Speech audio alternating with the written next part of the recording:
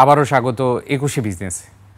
দর্শক, এখন রয়েছে এলডিসি গ্র্যাজুয়েশন ও দেশের অর্থনৈতিক পরিস্থিতি নিয়ে বিশেষ আলোচনা। আর এই আলোচনার জন্য আমাদের স্টুডিওতে রয়েছেন policy think and economic research centre এর চেয়ারম্যান মোহাম্মদ মাজেদুল হক। দর্শক, ২১শে বিজনেসের এই অংশটি দেখছেন আলোক হেলথ কেয়ার অ্যান্ড হাসপাতালের সৌজন্যে powered by national agri care group. আপনাকে স্বাগত ২১শে বিজনেস। ধন্যবাদ। প্রথমে আমরা এলডিসি গ্র্যাজুয়েশন নিয়ে কথা বলতে চাই। আপনি জানেন জাতিসংঘ মিশন বাংলাদেশে এসছে, জাতিসংঘ মিশনের প্রতিনিধি দল তারা ৭ বছরের রোডম্যাপ চেয়েছে ব্যবসায়ী প্রতিনিধিদের কাছ থেকে। এই রোডম্যাপে কি কি রয়েছে এটা জানতে চাইবো। সবচেয়ে বড় যে বিষয়টি জানতে চাইবো, এলডিসি তো আমাদের গ্র্যাজুয়েশন হতে হবে একটা সময়, কখন পারফেক্ট সময়, এবং এলডিসি গ্র্যাজুয়েশনের ওয়ে আউটটা কিভাবে করা উচিত?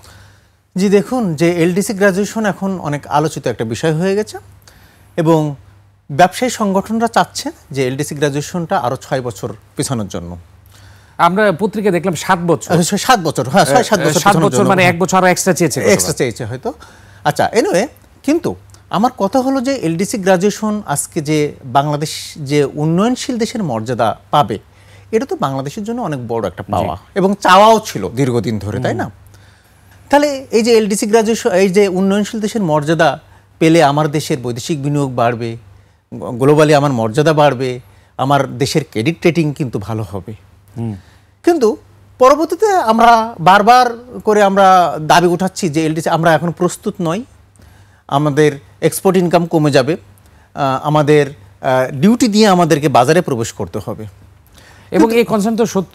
আচ্ছা, এটা তো এখন যে ডিউটি ফ্রি অ্যাক্সেস কিছু ক্ষেত্রে পাচ্ছি, সেটা তো উঠে যাবে। হ্যাঁ, সেটা তো উঠে যাবে। এটা তো এখন যে অনেক লোন গ্র্যান্ট অনেকগুলো আমরা কম মানে সুদে পাচ্ছি, সেগুলো তো আর তখন থাকবে না। ঠিক আছে, কিন্তু আমার কথা হলো যে দেখেন, যে আমার তো এলডিসি গ্র্যাজুয়েশন একসময় আমাকে করতে হবে।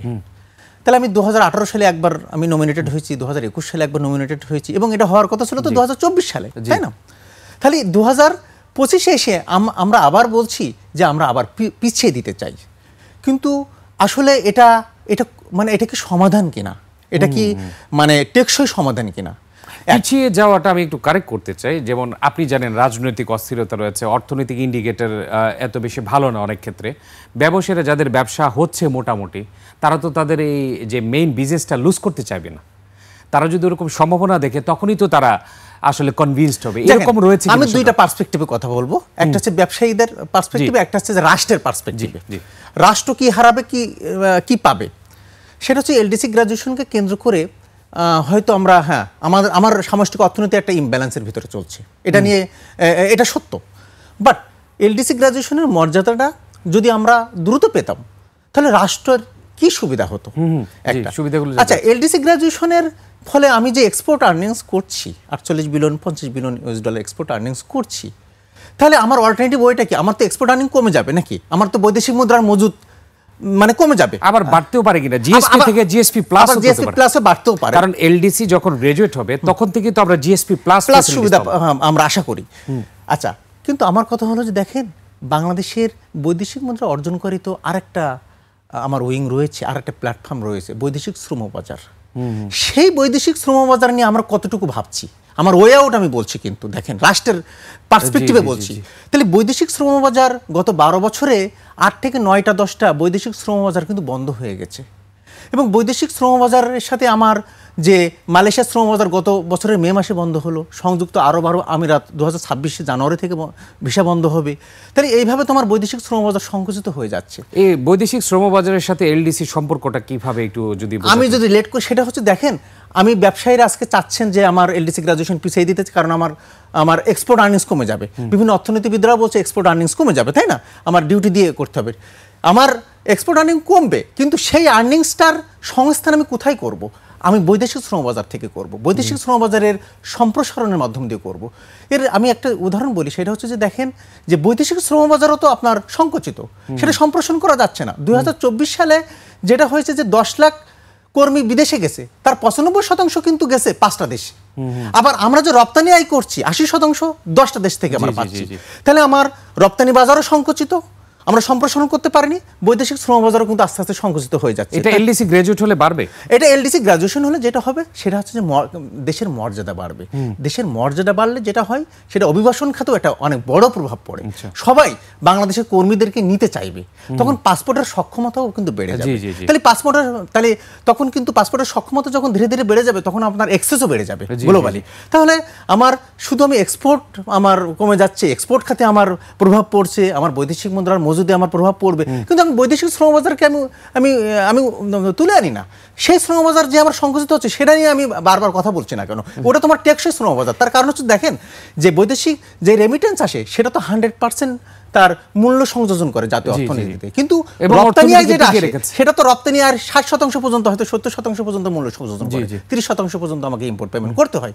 তাহলে এলডিসি গ্রাজুয়েশনের যে চ্যালেঞ্জগুলো রয়েছে সেই চ্যালেঞ্জ থাকবে, আজ হোক কাল হোক আমার এলডিসি আমাকে উত্তরণ হতে হবে। কিন্তু এর ওয়ে আউটটা কি? ওয়ে আউটগুলো যদি আমি অর্থনীতিটাকে বহুমুখীকরণ করতে পারি, আমি বৈদেশিক শ্রমবাজারকে যদি আমি বহুমুখীকরণ করতে পারি, শ্রমবাজার যদি সম্প্রসারণ করতে পারি, তাহলে আমার এই চ্যালেঞ্জগুলো কিন্তু ধীরে ধীরে কমে যাবে। জি, এক্ষেত্রে ব্যবসায়ী প্রতিনিধিরা কিছু প্রপোজাল দিয়েছে, জাতিসংঘ মিশন রোডম্যাপ চেয়েছে 7 বছরের। এর মধ্যে একটি রয়েছে যে WTO ওয়ার্ল্ড ট্রেড অর্গানাইজেশনের নিয়মের সাথে সামঞ্জস্য রেখে প্রণোদনা দেয়া, আরেকটি রয়েছে EU এর GSP+ অর্জন যত দ্রুত সম্ভব। এই দুইটি বিষয় যদি করা হয় তাহলে আমাদের রপ্তানির ক্ষেত্রে আপনি যেটি বলছেন সংকুচিত হয়ে যেতে পারে, এটি আবার সম্প্রসারণ হতে পারে। একটু যদি বোঝাতেন। দেখেন, আমরা তো এখন ইউরোপিয়ান ইউনিয়ন থেকে আমরা EBA ফ্যাসিলিটিস পাচ্ছি, এভরিথিং বাট আর্মস ফ্যাসিলিটিস আন্ডারে আমরা সুবিধা পাচ্ছি, কিন্তু আমরা এখন আশা করছি যে GSP+ সুবিধা। কিন্তু GSP+ সুবিধা পাওয়ার জন্য ইউরোপিয়ান ইউনিয়নের কিছু তো শর্ত রয়েছে, আমার 32টা কনভেনশন পরিপালন করতে পারবো কিনা। আমরা তো এখনো লেবার ইস্যু নিয়েই এখনো আমরা সমালোচনার ভিতরে রয়েছি।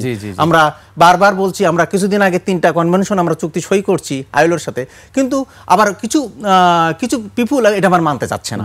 তাহলে আমি GSP+ যে বাংলাদেশ সুবিধা পাবে এটার তো আমার শর্তগুলো পূরণ করতে হবে। সেই শর্ত পূরণ করার জন্য রাষ্ট্রকেই তো এগিয়ে আসতে হবে। আমি আপনাকে একটা উদাহরণ দিই, সেটা হচ্ছে দেখেন, ভিয়েতনাম কিন্তু 1975 সালে ভিয়েতনাম স্বাধীনতা লাভ করে মার্কিন যুক্তরাষ্ট্রের কাছ থেকে, এবং বাংলাদেশ করে 1971 সালে। তাহলে আজকে ভিয়েতনাম কোথায় আর বাংলাদেশ কোথায়? ভিয়েতনাম তো আজকে এক্সপোর্ট করতেছে সে $400 বিলিয়ন। আজকে ভিয়েতনামের আজকে জিডিপি কত? $490 বিলিয়ন জিডিপি। আচ্ছা, আজকে ভিয়েতনাম তার এক্সপোর্ট টু জিডিপি রেশিও অনেক বেশি। আজকে ভিয়েতনামে 2024-এ ভিয়েতনাম 2% মানুষ দারিদ্র্যসীমা নিচে বাস করছে। তাহলে ভিয়েতনামের এই যে উন্নয়নটা কিভাবে হলো? তার কারণ হচ্ছে যে উন্নয়নটা হয়েছিল রাষ্ট্র চেয়েছিল। কারণ রাষ্ট্র 1986 সালে যখন দয়মাই সংস্কার করে ভিয়েতনাম, সেই দয়মাই সংস্কার সমাজতান্ত্রিক, রাশিয়ার যে সমাজতান্ত্রিক যে বিষয়গুলো ছিল সেই সমাজতান্ত্রিক বিষয়গুলোকে তারা একটু লিবারেল করছে তার দেশের স্বার্থে। কেন লিবারেল করছে? কারণ ওই সংস্কারের মাধ্যম দিয়ে ভিয়েতনাম যেটা করেছিল সেটা হচ্ছে যে আপনার কালেকটিভ ফার্মগুলোকে তারা ডিস্ট্রিবিউশন করেছিল, সম্পদের ডিস্ট্রিবিউশন করেছিল, ওয়েলথ ডিস্ট্রিবিউশন জনগণের মাঝে, এবং আয় বৈষম্য, সম্পদ বৈষম্য এগুলো কমিয়ে এনেছিল ভিয়েতনাম। শিক্ষার ক্ষেত্রে, আপনার সামাজিক কর্মসূচির ক্ষেত্রে, আপনার চিকিৎসার ক্ষেত্রে কিন্তু ভিয়েতনাম অনেক এগিয়ে গেছে। এবং তাহলে ভিয়েতনামের যে দয়মাই সংস্কারের মাধ্যম দিয়ে 1986 সালের পর থেকে যে ভিয়েতনাম যে আজকে এই পর্যায়ে উঠে এসেছে, সেই উঠে আসাগুলোর 3টা ডাইমেনশন ছিল। কি কি ডাইমেনশন? একটা হচ্ছে যে আপনার যে আন্তর্জাতিক যে বাণিজ্য সেটা উদারীকরণ করা, আরেকটা হচ্ছে যে আপনার ইন্টারনাল যে ইকোনমিক যে প্রবলেমগুলো সেগুলো খুব দ্রুত সলভ করা, এবং সেটা ছিল বাণিজ্য বান্ধব পলিসিগুলো তারা করেছিল। তাহলে ভিয়েতনামের, এবং আরেকটা করেছিল যে আপনার করাপশন কমানোর জন্য যে স্টেপগুলো নেওয়ার দরকার সেগুলো করেছিল। তাহলে এটা রাষ্ট্র চেয়েছিল, ভিয়েতনাম চেয়েছিল। তাহলে আজকে ভিয়েতনাম দেখেন চাল রপ্তানির ক্ষেত্রে থাইল্যান্ডকে পার হয়েছে, আপনি কফি রপ্তানিতে ব্রাজিলকে তারা ছাড়িয়ে গেছে, এবং ইলেকট্রনিক্স পণ্য রপ্তানিকে আজকে সিঙ্গাপুরকে ছাড়িয়ে গেছে। তাহলে ভিয়েতনাম দয়মাই সংস্কারের মাধ্যম দিয়ে যদি এগিয়ে আসতে পারে, তাহলে বাংলাদেশ কেন পারবে না? আর আমরা যেহেতু কথা বলছি এলডিসি গ্রাজুয়েশন নিয়ে, ভিয়েতনামে এলডিসি গ্রাজুয়েশনের ক্ষেত্রে কি অবদান রেখেছে সেটা যদি বলতেন। ভিয়েতনাম যখন এটা স্বাধীন হলো 1975 সালে, তখন সুকান্তের ওই লাইনটা তারা মনে রেখেছিল যে জ্বলে পুড়ে মরে ছারখার তবু মাথা নোয়াবার নয়। ভিয়েতনাম কিন্তু সে সফট লোন পাওয়ার জন্য, সে অনুদান পাওয়ার জন্য, সে এলডিসি ভুক্ত কান্ট্রি অন্তর্ভুক্ত হওয়ার জন্য সে আবেদন করে নাই। ভিয়েতনাম সে তার নিজের পায়ে দাঁড়িয়ে সে তার অর্থনীতিটাকে টেনে উঠিয়েছে, এবং ভিয়েতনাম যেটা করেছে তার মানব উন্নয়ন সূচককে সে ডেভেলপ করেছে। ভিয়েতনাম যেটা করেছে তার সম্পদের সুষ্ঠু ব্যবহার, সম্পদের সুষ্ঠু ডিস্ট্রিবিউশন সে করেছে। বাংলাদেশ কিন্তু ধীরে ধীরে সম্পদ বৈষম্য এবং আয় বৈষম্য অনেক বেড়ে গেছে এবং করণীয় এইগুলো যদি বলতেন এগুলো যেটা করতে হবে সেটা আপনি অনেক কিছু বলেছেন, তবে এখন যদি এলডিসি পার্সপেক্টিভে বলেন আমি আর একটা প্রশ্ন করেছিলাম WTO নিয়মের সাথে সামঞ্জস্য রেখে প্রণোদনা কি প্রণোদনা দিলে এই 7 বছরে সহায়তা হবে? দেখেন, আমরা তো জানতাম যে এলডিসি গ্রাজুয়েশন আমরা 2024-এ করবো, হয়তো করোনা ভাইরাসের কারণে 2026-এ চলে এসেছে। এখন আমি বলছি যে আমার ম্যাক্রো ইকোনমিক স্টেবিলিটি নাই, আমার সামষ্টিক অর্থনৈতিক অবস্থা আমার ইমব্যালেন্স পর্যায়ে রয়েছে। আচ্ছা, 7 বছর পরে যে আমার অর্থনীতি আর একটা করোনা ভাইরাসের মতন ভাইরাস আসবে না, এটা আপনি কিভাবে জানেন? আপনি কিভাবে ইনশিওর করবেন? আসতে পারে, আপনার গ্লোবাল আনসার্টেনিটি মানে অনিশ্চয়তা বাড়তে পারে, বৈশ্বিক অনিশ্চয়তা বাড়তে পারে, তাহলে অনেক দেশের সাথে যুদ্ধ বাড়তে পারে। তাহলে এখন যে পরিস্থিতি রয়েছে সেই পরিস্থিতি আরো ঘোলাটে হতে পারে বা আরো ভালো হতে পারে। আমার কাছে যেটা মনে হচ্ছে, রোড ম্যাপ আসলে আমাদের প্রথম থেকেই আসলে হওয়া উচিত ছিল। সেই রোড ম্যাপের আমরা কিঞ্চিত পরিমাণে হয়তো ডেভেলপমেন্টে এখনো পরিমাণে যাই নাই। তাহলে আমরা যে 7 বছরের রোড ম্যাপ আজকে জাতিসংঘের মিশন এসেছে, সেটা ঠিক আছে, আমরা রোড ম্যাপ চেয়েছি। এখন রোড ম্যাপটা আসলে বাস্তবায়ন করতে হবে পলিটিক্যাল গভর্নমেন্টকে। পলিটিক্যাল গভর্নমেন্টের যদি সদিচ্ছা থাকে, ভিয়েতনামের আমি উদাহরণ দিয়েছি, অনেক কথা বলেছি ভিয়েতনাম বিষয়ে, ভিয়েতনাম কিভাবে উঠে এসেছে, তাহলে ভিয়েতনামের আঙ্গিকেই হ্যাঁ সমাজতন্ত্র ঠিক আছে, আপনার একদলীয় শাসনতন্ত্র আমি তাকে ওয়েলকাম করছি না, বাট সমাজতন্ত্র ভিয়েতনামকে কিন্তু অনেক কিছু দিছে। কিন্তু আপনার পুঁজিবাদ যে অর্থনীতিতে আমাদের কি করেছে, বৈষম্য বাড়িয়ে দিয়েছে, পুঁজি পাচার বাড়িয়ে দিয়েছে, তাই না? এই পুঁজি পাচার যে ট্রেডিশন, এটা কিন্তু ভিয়েতনামে কল্পনা করা যায় না। আজকে ভিয়েতনামের এফডিআই কত? প্রতি বছর 25 থেকে 30 বিলিয়ন বা 20 থেকে 25 বিলিয়ন ডলার ইনফ্লো হয় এফডিআই। সেখানে পুঁজি পাচার নেই বলে প্রতি বছর 5 বিলিয়ন 6 বিলিয়ন তার এফডিআর সাথে অ্যাড হচ্ছে। আবার পুঁজিবাদীর উদাহরণও আছে, আমেরিকা পুঁজিবাদী, চীন সমাজতান্ত্রিক দেশ হওয়া সত্ত্বেও তাদের মধ্যে কিন্তু একটা সংঘর্ষ রয়েছে। সবকিছু মিলে এ নিয়ে আলোচনা করব। ভিয়েতনামের অনেক কথা শুনলাম, আমরা আপনার কাছে শ্রীলঙ্কার উদাহরণটাও শুনতে চাই। এর পরিপ্রেক্ষিতে বাংলাদেশের কি শিক্ষণীয় রয়েছে সেটা নিয়ে আলোচনা করবো। আপনি এখানেই থাকুন। দর্শক, এ পর্যায়ে নিচ্ছে একটা বিরতি, ফিরছি একটু পরে, ততক্ষণ আমাদের সঙ্গেই থাকুন।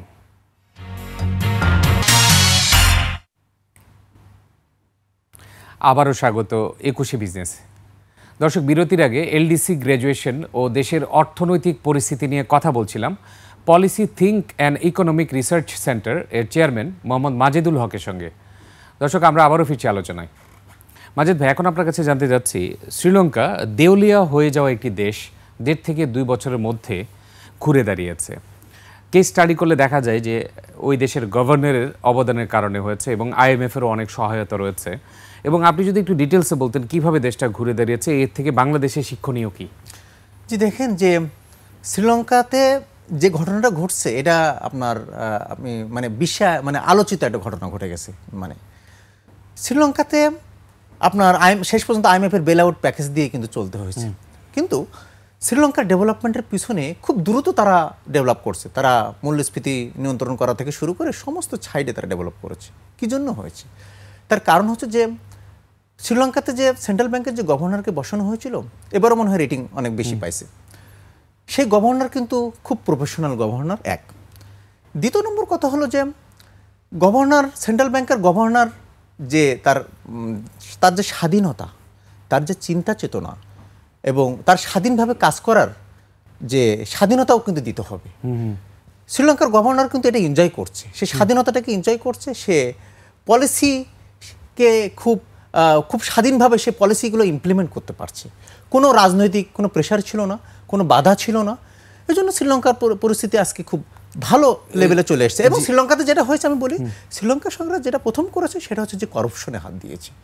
সেটা হচ্ছে যে তার যে মানে অতিরিক্ত যে ব্যয়, আননেসেসারি যে এক্সপেন্ডিচার সরকারের, সেই আননেসেসারি এক্সপেন্ডিচারকে তারা প্রথমে ডিটেক্ট করেছে যে কোথায় আমার অতিরিক্ত ব্যয় আছে, আননেসেসারি ব্যয় আছে। কিন্তু বাংলাদেশ কিন্তু আসলে বাংলাদেশের অর্থনীতি কিন্তু একটা মানে অপব্যয়ের অর্থনীতিতে পরিণত হয়েছে। অনেকগুলো রেল প্রজেক্ট নেওয়া হয়েছে, সেই রেল প্রজেক্টগুলো কিন্তু পড়ে আছে। কর্ণফুলী টানেল থেকে শুরু করে অনেক প্রজেক্ট রিটার্ন আসতেছে না।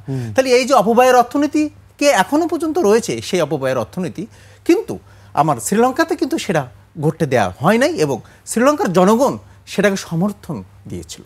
জি, বাংলাদেশে কি জনগণের সমর্থন রয়েছে কিনা আরেকটি বিষয়ে, বাংলাদেশ ব্যাংকের গভর্নর নিয়ে আমরা যদি মূল্যায়ন করতে চাই, সেই ক্ষেত্রে আপনার কাছে জানতে চাই, শ্রীলঙ্কার গভর্নর উনি স্বাধীনভাবে কাজ করতে পেরেছে, স্বাধীনতা পেয়েছে, করাপশনের বিরুদ্ধে কাজ করেছে। বাংলাদেশ ব্যাংকের গভর্নর তো করাপশনের বিরুদ্ধে কাজ করছে, কিন্তু বাংলাদেশে কেন গভর্নররা ডি অথবা সি গ্রেড পেয়ে থাকে? জি দেখেন, এটি কি আসলে গভর্নরের দোষ নাকি আসলে দেশের দোষ? জি দেখেন, না, গভর্নরের কোনো দোষ নাই এখানে। প্রথম কথা আমি বলবো, আপনার একটা দেশের সেন্ট্রাল ব্যাংকের গভর্নরের যে মাপকাঠি করা হয়, যে তার যে সূচক বিশ্লেষণ করা হয়, পারফরমেন্স ইন্ডেক্স যেটা বিশ্লেষণ করা হয়, কিসের ভিত্তিতে? যে সে দেশের গভর্নর, সেন্ট্রাল ব্যাংকের গভর্নর সে ইনফ্লেশন কন্ট্রোল করতে পারলো কিনা। কারণ ওয়ার্ল্ডের সমস্ত সেন্ট্রাল ব্যাংকের গভর্নরের প্রাইম টাস্ক কিন্তু ইনফ্লেশন কন্ট্রোল করা। এক।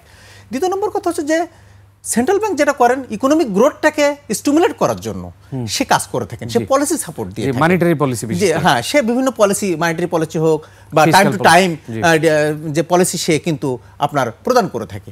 কিন্তু বিষয়টা হলো যে বাংলাদেশের যেটা হয়েছে, যে বাংলাদেশের যে পলিসিগুলো বিগত সালে নেওয়া হয়েছে বা যখনই যে পলিসি নেওয়া হয়েছে, সেটা হচ্ছে যে কিছু ব্যক্তির জন্য পলিসিগুলো নেওয়া হয় বাংলাদেশে। এক। দ্বিতীয় নম্বর কথা হচ্ছে যে বাংলাদেশের পলিসিগুলো হয় আপনার পলিটিক্যাল ফ্রেন্ডলি পলিসি হয়। এখনো কি হয় আমি বলবো আপনাকে, কিন্তু আপনার সেন্ট্রাল ব্যাংকের পলিসি যদি জনবান্ধব না হয়, সেন্ট্রাল ব্যাংকের পলিসি যদি আপনার বিশেষ গোষ্ঠীর জন্য হয়, তাহলে সেন্ট্রাল ব্যাংকের গভর্নরের ইন্ডেক্স কমে যাবে। সে আর মানে এ প্লাসে এতে আর দাঁড়া থাকতে পারবে না। কারণ সেন্ট্রাল ব্যাংক যে পলিসিগুলো করে, যে পলিসিগুলো হাতে নেয়, সেই পলিসিগুলো আবার দেখবেন যে অ্যামেন্ডমেন্ট হয়ে যায়। সকালে একটা অ্যামেন্ডমেন্ট হচ্ছে, বিকেলে আরেকটা অ্যামেন্ডমেন্ট হচ্ছে। বাংলাদেশের সেন্ট্রাল ব্যাংক যেটা হয়েছে যে স্বাধীনভাবে কখনো কাজ করতে পারে নাই, এখনো পারছে কিনা আমি জানি, তবে কিছুটা পারছে, এখন কিছুটা পারছে। সামনে পলিটিক্যাল গভর্নমেন্ট আসলে সেন্ট্রাল ব্যাংকের অবস্থা কি হবে সেটা আমি, দুর্নীতির বিরুদ্ধে কাজ করছে কিনা সেটা হচ্ছে যে হ্যাঁ, এখন যে বর্তমান যে গভর্নর আছে তার টেকনিক্যাল নলেজ কিন্তু হিউজ টেকনিক্যাল নলেজ, এটা নিয়ে কোনো সন্দেহ নাই, তার হিউজ এক্সপার্টাইজ আছে। বাট তাকে তো আপনাকে কাজ করতে দিতে হবে, এবং দুর্নীতিটাকে নিরসন করার জন্য একটা দেশ থেকে, একটা অর্থনীতি থেকে, আপনার ফাইন্যান্সিয়াল করাপশন বলেন, আপনি অন্য করাপশন বলেন, দুর্নীতি নিরসন করার জন্য আপনার জনগণের সাপোর্ট থাকতে হবে। জি, সর্বশেষ প্রশ্ন করতে চাই, আপনি শুরু করলাম এলডিসি গ্র্যাজুয়েশন নিয়ে, তাহলে এলডিসি গ্র্যাজুয়েশনে যদি একটি বিষয়ের কথা বিবেচনা করতে হয় সরকারকে, সেটি কি করতে হবে এখন? এলডিসি গ্র্যাজুয়েশনের বিষয়ে যে এখন যে সামষ্টিক অর্থনীতির যে অবস্থা, ইমব্যালেন্স রয়েছে, এটা জাতিসংঘ পর্যবেক্ষণ করবে, অ্যানালাইসিস করবে। কারণ একসময় নেপাল, মায়ানমার, সলোমন দ্বীপপুঞ্জ কিন্তু তারা এলডিসি গ্র্যাজুয়েশন সময়টা পিছিয়েছে। সুতরাং তাদের ডাটা অ্যানালাইসিস করে কিন্তু জাতিসংঘ সাধারণ পরিষদ এই সিদ্ধান্ত নিয়েছে। এখন জাতিসংঘ সাধারণ পরিষদ এসছে, আমরা মুখে ভারবালি বললে এটা কিন্তু কখনো কাজ হবে না। তবে এলডিসি গ্র্যাজুয়েশন পিছনোর আমি বলবো যে এটা যত দ্রুত সম্ভব এই মর্যাদাটা বাংলাদেশের নেওয়া উচিত, তাহলে বাংলাদেশের মর্যাদা বৈশ্বিকভাবে অনেক গুণ বেড়ে যাবে, বাংলাদেশের জনগণের মর্যাদাও বেড়ে যাবে। জি জি, আপনাকে অসংখ্য ধন্যবাদ আমাদেরকে আজকে সময় দেওয়ার জন্য। জি, ধন্যবাদ। দর্শক, এতক্ষণ দেশের এলডিসি গ্র্যাজুয়েশন ও দেশের অর্থনৈতিক পরিস্থিতির নানা দিক ও করণীয় নিয়ে কথা বলছিলেন policy think and economic research centre এর চেয়ারম্যান মোহাম্মদ মাজিদুল হক। দর্শক, নিচ্ছে একটি বিরতি, দুপুর 2টা 30 মিনিটে আবারও ফিরে আসবো 21শে বিজনেসে। দেখার আমন্ত্রণ রইল, 21শে সঙ্গেই থাকুন।